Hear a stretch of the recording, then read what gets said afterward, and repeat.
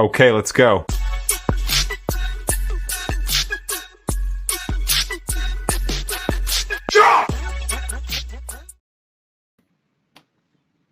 Assalamualaikum warahmatullahi wabarakatuh, everybody, and welcome to the MMF Podcast. God knows how many episodes we've done. I'd like to introduce our two handsome gentlemen, Zul and Asri. Say hi, gentlemen. Assalamualaikum everyone, Asri here. Assalamualaikum, Zul here. You're tengah shy. They're all very, very shy today. You know why? Because on the topic of Wasiat today, I want to share with all of you out there how you can get started on your own Wasiat and how you can plan your Faraid and your assets. But I am going to ask the questions and my two gentlemen here are going to answer. Kita stresskan diorang sikit. Why? InsyaAllah, we'll try. Why? Because on Sunday, 5th of May, they are going to be teaching some segments of our Wasiat class to you. So, I nak kena test diorang sikit lah, Are you InsyaAllah. Okay. So, if you are watching today and you want to plan your own Islamic inheritance, there are three things you need to understand. Who, what, and how. Who are the people involved? What are the assets you have? And how are these owned and how will they be distributed when you die? So let's go with who first. Who nak start? Okay, aku ini Asri. Who are the people involved when somebody passes away? Okay, so when someone passes away and that person actually has a wasiat, the person that is actually mainly involved is actually your executor. So if you have a wasiat already, the people that are involved in the wasiat that you can mention, you can actually appoint two executors. There's a reason for that. If in the event that one person is no longer around, the other person can take up the responsibility lah. But if both are no longer around, then the whole process goes about in a way as though there is no wasiat, and the one that's going to be involved when you pass away is someone who's going to be called an administrator. So does that answer your question, Afiq? Yes, but not enough. You only told me who are the people in charge of your estate when you pass on, which are executor and administrators. So out of 10 points, I give you 1 point. So who else are involved? Zul, who else are involved apart from the people in charge? Think as widely as you can. Beneficiaries, Like? male heirs, be it the husband, son, nephew, uncles. And then the ladies tak payah? They do lah, of course lah. But mainly it's the male heirs first, then followed by the female heirs.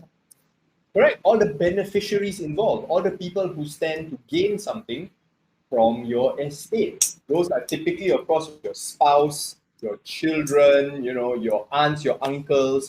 Don't forget your parents as well. So folks, for those of you who are thinking, who gets my money when I die? Very straightforward. You look left and right, husband or wife. Then you look one level up, parents, if they're still surviving.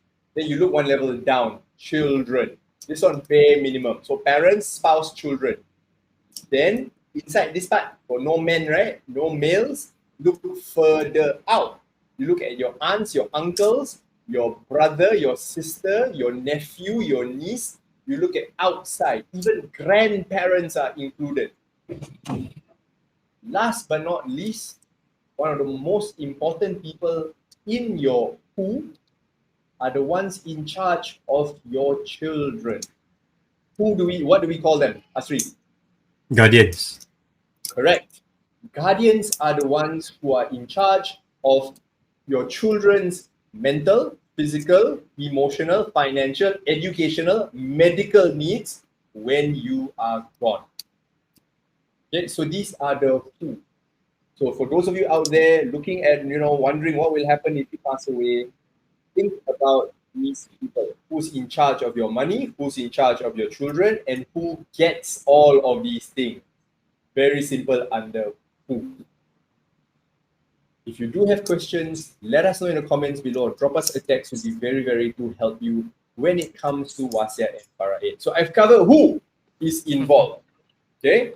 Now, what is involved? Zul, what is involved? Basically, what is involved is assets, your assets. So like your real estate, then you have your money in the bank, you have your jewelries for ladies, or even collecting item for guys. Some of us do. Then you have your furniture, household furnishing. Then you have your cars, your vehicle. Then investments, insurance, and your CPF. Correct. Well done.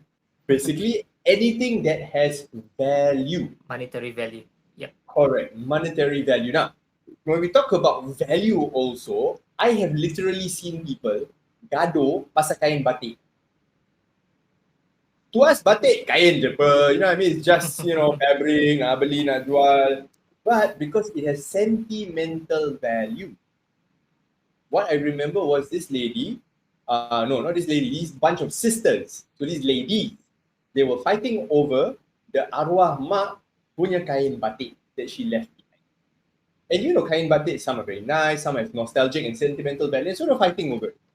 And so one of those things that we need to understand is when it comes to anything that you own, even the smallest thing people will fight over. Okay? For example, just to ask my wife long ago, I always talk to her, you know what she said? She told her sisters, all of her arwah nenek punya, those China, those, those teacup set yang lama-lama orang lama, those, those teacup sets 50 years ago, those classic golden brown kind, very old. Dia dah chop dah, siang-siang. Dia dah chop. It's all at her mother's place. And her grandmother passed away 10 years ago. So siang-siang dia dah chop. And so when it comes to our stuff, okay, I have a friend. He is a collector. He collects toys. To us, it's toys. To him, it's collectibles. The kind where dalam kotak kau buka terus no value already. Yep. Don't open those things. Epic display, very nice. Total value, I wouldn't be surprised. Okay, he ever told me more than $10,000. Okay. I'm guilty of that. So, do you keep an Excel spreadsheet of all your collectibles? Not really, but I have it all in storage and roughly know how much each costs. So, kalau kau dah tak ada, then how are people gonna value these items? Hey, look, Uncle Zul left behind toys. Let's open. That's usually the case. Usually when Hari Raya, all the kids or nephews will come, they will come to the display panel and they'll start picking out and playing with my display toys. You can't stop them because you love them, but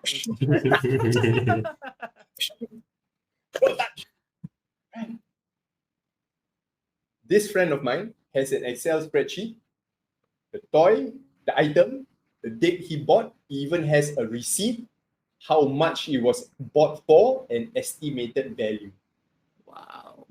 wow. Hardcore collector. Hey, don't be surprised. I just saw a video the other day, some of those Pokemon cards. Some ultra rare Pokemon card was going for 21,000 US. Right? You never know. And so all of these items that we have, for those of you watching today, you might think, I always hear this all the time, oh, makcik tak ada banyak asset, tak banyak harta, tak ada. Yep. These are the people when we ask them tak banyak benda, we start going itemized. At the end of the list, they're like, banyak juga Of course. Cash per asset rate. Correct. cash poor, asset rich. They got house, they got car, they got insurance, they got CPF. Standard, most Singaporeans will have this.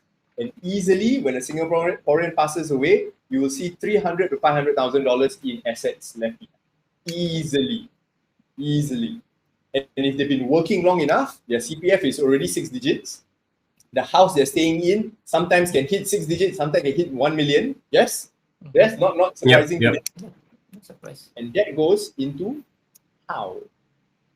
And the how is the most complicated because you know who is going to get your stuff. You know what are the stuff. But how are they going to get it? Jang, jang, jang. This one, I go back to Zul also. He is going to cover that part during our class on the 5th of May. Zul, tell us, how does stuff get distributed?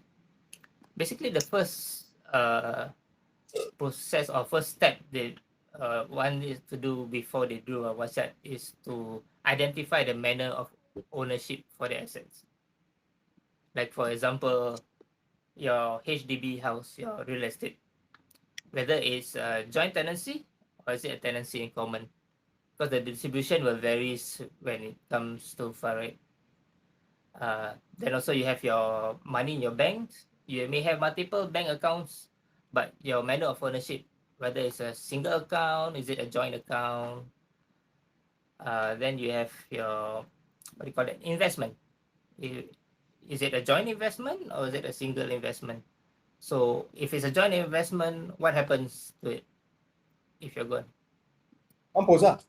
Government take all the money. How? So you got to identify the manner of ownership. So for those of you who are wondering, no such thing. One of the biggest misconceptions I always hear is this: you die, government take away your money, or from the Muslim perspective, they say go to Baitul Mal. It's very, very difficult for the government or Baitul Mal to end up taking your assets away. Very, very difficult. It's usually the case when you are really sebatang kara, alone in the world. No parents, no children, no siblings, no spouse, no relatives at all. You are literally alone in this world. Then maybe it might go to Baitul Mal. Maybe. Quite tough to do that. But Zul, carry on. Tell us more. You were telling us about ownership, joint account, joint tenancy. Tell us a little bit more. Okay, so like manner of ownership, basically once you identify, you need to, what do you call that? List down your, partly is your wishes, how it's going to be distributed. Like for example, if you have money in the bank, if it's a joint account, automatically it will fall to the what do you call it? Right of survivorship. Yes. For a joint account. So what if, for example, I have a joint account with Asri. So if I were to pass away, the money will automatically be Asri's. But my beneficiary is able to identify that it's just a joint account by name, but all the money is being put in by me. How? How? Asri ambil lari ya. Gi holiday, Bali. And folks, that's absolutely true, by the way. A joint account, a joint bank account is legally owned by both joint parties. So for example, if Asri and Zul have a joint account, one of them passes away, the survivor has the legal right to take away everything and disappear. Correct. Even though it's only Zul who's the one who contribute, Asri can take all and disappear. That is absolutely legal, by the way. But from a Faraid perspective, right, there's a difference between hukum dunia and hukum akhirat. Right? Law of the land and law of the hereafter. So if we all know that the money is contributed fully by Zul, 100%, and for some reason Asri is also in the picture, right? Absolutely put down in something called a letter of wishes to state that this account was funded by me. Asri is a joint account holder for safekeeping only, and that this money should go back to my family when I pass away. And for everybody involved, if they agree, then it can follow Zul's wishes. So there are different layers to this, because the how is one of the most complicated parts. Some people think, for example, housing. Most of us out here listening would probably have a house, and usually if you're married, it should be in joint tenancy versus tenancy in common. Joint tenancy means both parties own 100%. So for example, like my house with my wife, I die. She gets the house in full, 100%. My parents, both of them, mother and father, my two children, my son and my daughter, don't get any share in the house. 100% goes to her. Bypass Faraid. Then how? How, Asri? Wait. I cannot process this. Can you repeat that? Pagi-pagi dah stress kan, Asri. Because the biggest question that we normally hear when it comes to housing is this. Yes, we want the house to go to our spouse when we pass away because they need the house to stay. Correct? Correct. That is the intention. That is the niat. In fact, the fatwa of 2019, you can Google this, the fatwa of 2019 for HDB properties is that when you pass away as a joint tenant, the survivor will inherit in full because the intention is to provide housing for my widow or widower should one party pass away, right? Because if it goes into Faraid, sometimes the house needs to be sold, and then, for example, if I die, my wife and children got no place to stay. So there is a fatwa that says that the joint tenancy arrangement is legally valid from both the dunya and the akhirat. So important. And another misconception I always hear is this. You probably hear all your old relatives will have said, oh, dah letak nama anak dia, dah. Right? Have you all seen? You know where I'm going with this? Yeah, so what is the common one that you usually see, Asri? They put the name in occupant, not in joint tenant, that kind of thing. Yeah. Yeah. Because what's the difference between an occupier and an owner?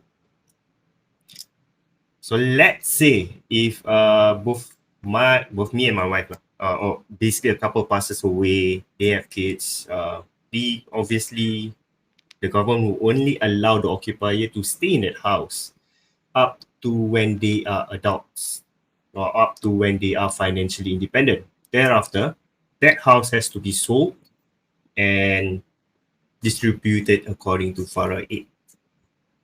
Does the occupier own the home? No, they do not. Standard. The owner owns the home, the occupier occupies, right? I can insert a joke here about Israel and Palestine, right? Can, but I'm not going to go there, right? May all our brothers and sisters in Palestine gain shifa, inshallah. Okay? And so, I always hear this. Oh, tak apa, kita dah letak nama anak. It turns out it's occupier. Now, for those of you watching, the easiest way to check is this. Go to HDB's website, www.hdb.gov.sg. Log in using your SingPass, go under My Flat Details, and you can see that your purchase flat, the owners and the occupiers, as well as the manner of ownership, the joint tenancy, tenancy in common or single. Absolutely, you can go and check. Because we have seen this. Go ahead. I got one question which I received yesterday. So fresh, which I have yet to get back. So basically, the question is the sister's husband basically passed away. So technically, it's a joint tenancy. She gets the ownership of the house, right? So as a survivor. Then the brother was asking, then if she gets married, the new husband just move in? Okay. Do you have the answer? No. Okay, I will give you the answer. So let's talk about the scenario. Somebody, the lady's husband passed away, and if she remarries, does the new husband move in and automatically get the house? Right? Wrong. Okay, that's the question. Wrong. The scenario is this. At first, the house is owned by the lady and the husband. When the husband passes away, the share goes straight 100% to the wife. So then from joint tenancy ownership, it becomes single ownership.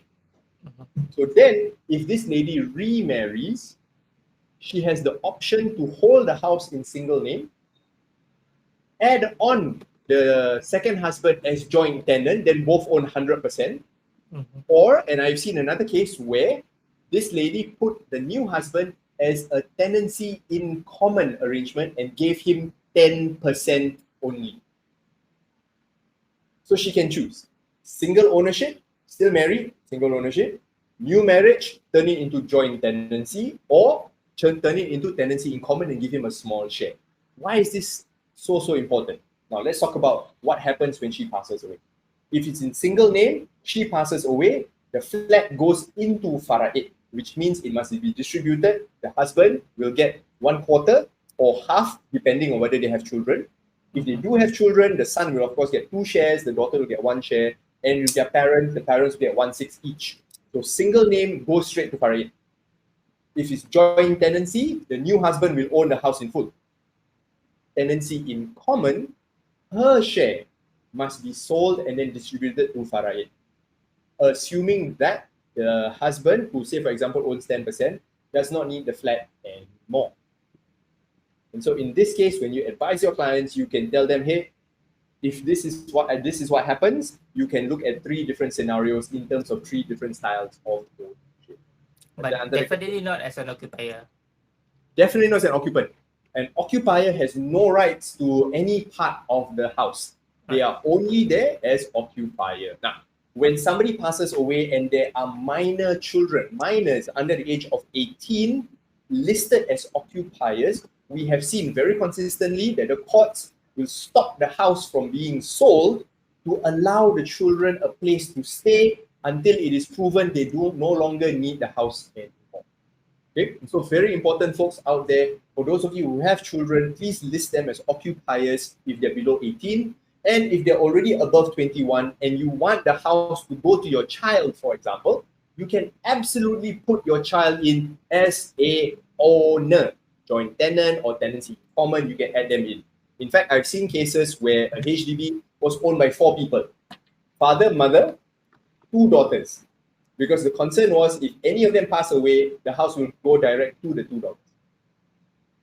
Of course, there are certain implications. That means the daughters have already ownership in HDB. If they want to buy a flat later on, they have to go through the same regulations.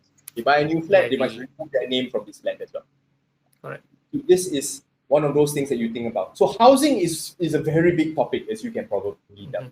But there are a lot of other ways to distribute things, right? We haven't even covered nomination.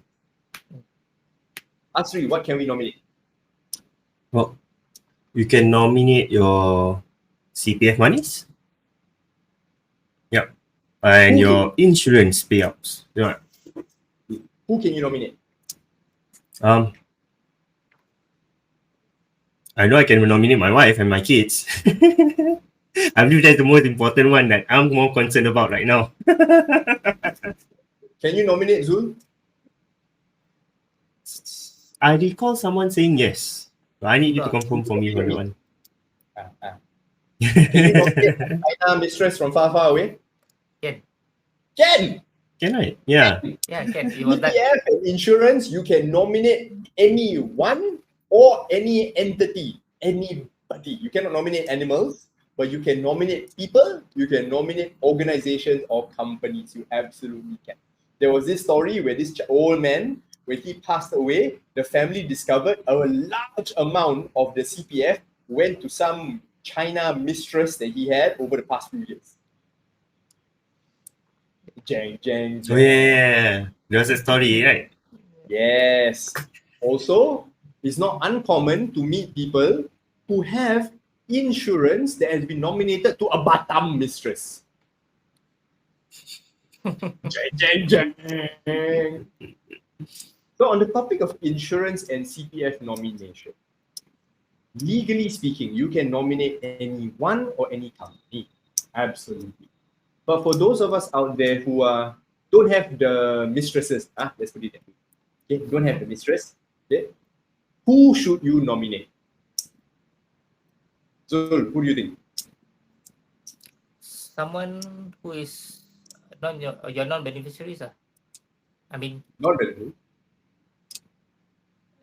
like you can still give to your immediate family members, your wife, Yes, your kids.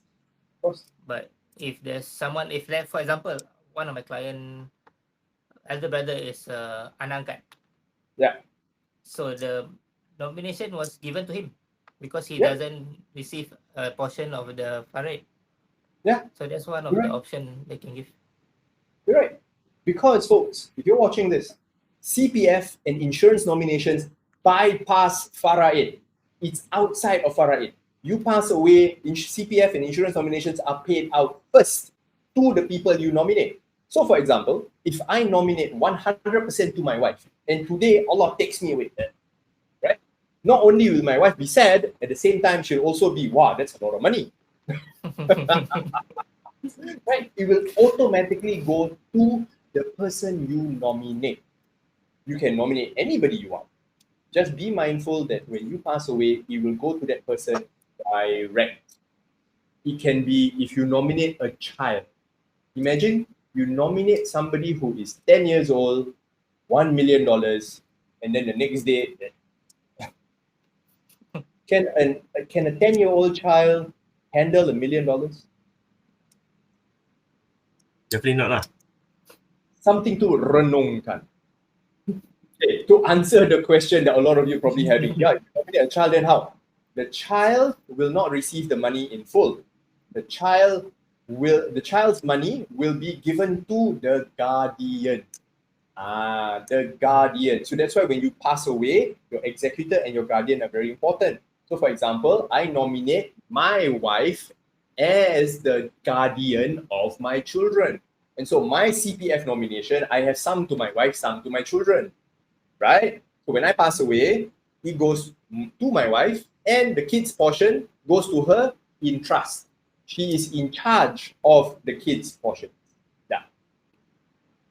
So banyak we have to cover about all this.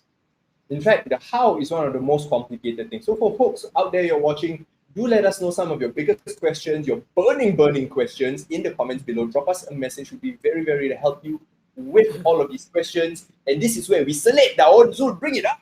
On the 5th of May, 2024, Sunday, we have a Wasiat class called Your Islamic Legacy Your Way. It's on Zoom, live with us from 9:30 a.m. to 1:30 p.m. Now, you also get not only the live class, you get the book that I wrote, MMF's Guide to Islamic Inheritance, worth an additional $97. It's not $47. You also get lifetime access to the online video course, Your Islamic Legacy Your Way, which means you can refer to it at any time. So folks, do sign up. There's a quick $20 discount here on Zul's code using the code ZulKifli. Sign up, scan the QR code. We will see you at the class, inshallah. And don't worry if you miss this one, the next one will be in June or July, if I'm not mistaken. Kan Zul? Yeah, I think so. Inshallah. So, gentlemen, any last things you want to bring up before we see them at the next episode? Well, to the viewers out there, if you know of anyone who, most of us will actually know of people who have lots of jewelry. I know someone personally who has lots of watches, and these are not the typical watches. You can buy 100, 200. These are the kind where it's like Ball, Tag Heuer, Omega, Rolex, and he has a lot of it. So you may want to think about the process of how it's going to be distributed to your beneficiaries or to that person's beneficiaries, or what you can do in preparation before he's passing. And we can talk more about it in the class itself. So yeah, that's all from me. Azul, how about you? Yeah, I think there's a lot of misconception, a lot of misunderstanding about Faraid and Wasiat. Like this uncle tell me this ustad tell me this. So there's a lot of misunderstanding. So if you are unclear, if you want a clear direction on how to go about doing it, or even want to start your own wasiat, if you think about your family, because we can't guarantee a tomorrow for ourselves. So why not get started? Join the class. We'll guide you through it, and yeah, get your own wasiat done. Absolutely, folks. Thank you, gentlemen, for your input. If you want to learn how to write your own wasiat, you want to make sure that the people you love get what you have, and your assets don't go to some weird faraway cousin, which happened to my late grandfather when he passed away. We'll see you on the class on the 5th of May 2024. And if you miss out, just drop us a text. We'll send you the dates for the next one. Assalamualaikum warahmatullahi wabarakatuh. My name is Afiq from Modern Muslim Finance. These two are my ninjas, also from Modern Muslim Finance, Asri and Zul. We will see you at the next one. Ciao. Selamat.